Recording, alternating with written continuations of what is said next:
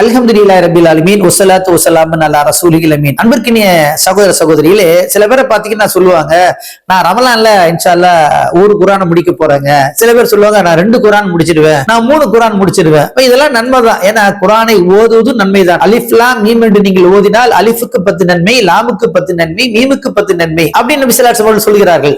நன்மை கிடைக்கும், ஆனால் வழிகாட்டுதல் கிடைக்குமா என்று கேட்டால், வழிகாட்டுதல் கிடைக்க வேண்டும் என்று சொன்னால் குர்ஆனை புரிந்து படிக்க வேண்டும், குர்ஆனுடைய கருத்துக்களை உள்வாங்கிக் கொள்ள வேண்டும். ஆக ஓதுனீங்கன்னா நன்மை கிடைச்சிரும். அந்த அளவு கூட நமக்கு அவ்வளவுதான், முடிஞ்சு போச்சு.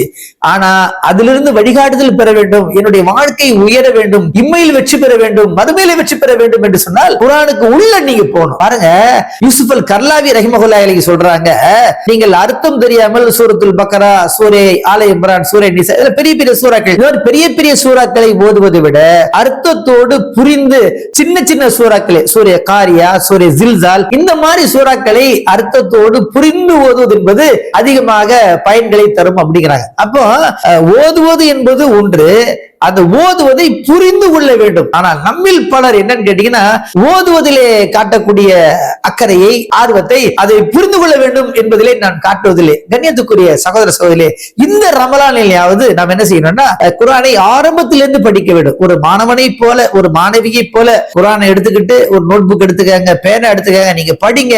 படிக்க படிக்க பல்வேறு கருத்துக்களை அந்த குர்ஆன் உங்களுக்கு சுட்டி காட்டும். உங்களுடைய வாழ்க்கையினுடைய பல்வேறு சிக்கல்களுக்கு அங்கே தீர்வு கிடைக்கும்.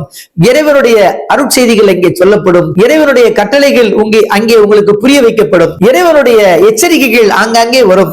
அப்படி உங்கள் மனதை தொடுகின்ற விஷயங்கள் எல்லாம் எழுதி வைத்துக் கொள்ளுங்கள், மீண்டும் படித்து பாருங்கள், மீண்டும் சிந்தியுங்கள். அப்ப இந்த மாதம் குர்ஆனுடைய மாதம். பெரிய பெரிய இமாம்கள், முஹத்திஸின்கள் என்ன பண்ணுவாங்கன்னா, பாடம் நடத்தும் போது குர்ஆன் ஹதீஸ் தான் நடத்துவாங்க.